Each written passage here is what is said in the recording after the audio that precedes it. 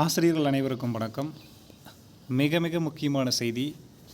Dead நீதிமன்ற வழக்கு pass mark 60 mark குறித்து மிக முக்கியமான செய்தி. அதை பற்றி தான் தெளிவாக அந்த வீடியோவில் பார்க்க போகிறோம். அதுக்கு முன்னாடி நம்ம சேனலுக்கு புதிய பார்வையாளர்களாக இருந்தீங்கன்னா மறக்காமல் சப்ஸ்கிரைப் பண்ணிக்கோங்க. பக்கத்தில் இருக்கிற பெல் ஐக்கானை கிளிக் பண்ணிக்கோங்க. அப்போ தான் எந்த தகவலையும் மிஸ் பண்ணாமல் பார்க்க முடியும். சரி, வாங்க வீடியோக்குள்ளே போகலாம்.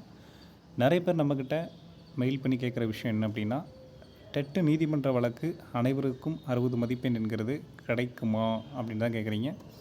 நிறைய பேர் 1 மார்க் டிஃப்ரெண்ட்டில், 2 மார்க் டிஃப்ரெண்ட்டில், நான் 74 எடுத்துட்டேன் சார், 1 மார்க்கில் எனக்கு போயிடுச்சு.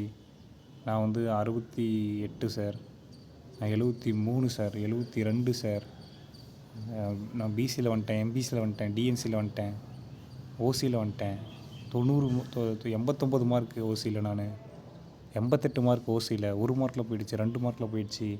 என் கூட மார்க் எடுத்தவங்கெல்லாம் இந்த மார்க்கு கம்மி பண்ணதில் போயிட்டாங்க அப்படின்னு சொல்லிட்டு நிறைய பேர் ஃபீல் பண்ணுறீங்க, வருத்தப்படுறீங்க. எல்லாமே எனக்கு புரியுது.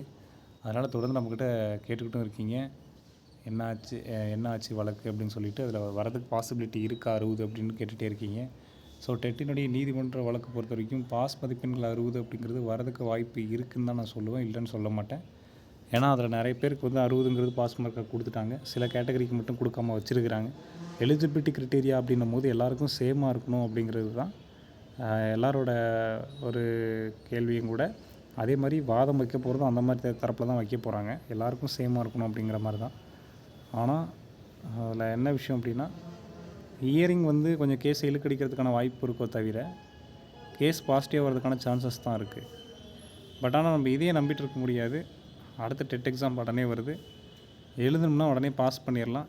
எதுக்கு நம்ம அரவரன்னு இருக்கணும், கேஸ் பாசிட்டிவாக வருமா இல்லையா அப்படின்னு சொல்லிட்டு. ஒரு வாய்ப்பு இருக்குது, அவ்வளோதான். பட் நம்ம அடுத்த வாய்ப்பு என்னவோ அதை பார்த்துட்டு போயிட்டே இருக்கணும். ஸோ அடுத்த வருஷம் நம்ம எந்த இடத்துல இருக்கணும் அப்படிங்கிறத டிசைட் பண்ணிக்கோங்க. இன்றைக்கி உட்காந்து படித்தோம்னா கண்டிப்பாக நம்ம அடுத்த வருஷம் ஒரு போஸ்டிங்கில் இருக்கலாம். டெட் பாஸ் பண்ணாதவங்க கண்டிப்பாக ஒரு நல்ல இடத்துல, நல்ல வேலையில், நல்ல பொசிஷனில் இருக்க முடியும், ஒரு தனியார் பள்ளிக்கூடத்தில் கூட. அதை மனசில் வச்சுக்கோங்க. ஸோ டெட்டு நீதிமன்ற வழக்கு பொறுத்த வரைக்கும் இதுதான் விஷயம். அது நமக்கு பாசிட்டிவாகவும் வரலாம், பாசிட்டிவ் வரதுக்கான வாய்ப்புகள் தான் இருக்குது. ஆனால் கொஞ்சம் டைம் எடுக்கும். எப்படியும் அடுத்த மாதம் 14ஆம் தேதிக்கு வழக்கு இருக்குது. பார்ப்போம், அடுத்த மாதம் 14ஆம் தேதி ஃபைனல் ஜட்ஜ்மெண்ட் கிடச்சிருன்ற மாதிரி தான் எதிர்பார்க்குறோம். ஒரு 1 மந்த் பொறுத்து இருந்து பார்ப்போம். வேறு எதனா சந்தேகம்னா கமெண்ட்டில் கேளுங்க. மேலும் இது மாதிரியான தகவலுக்கு நம்ம சேனலோட இணைந்திருங்கள். நன்றி.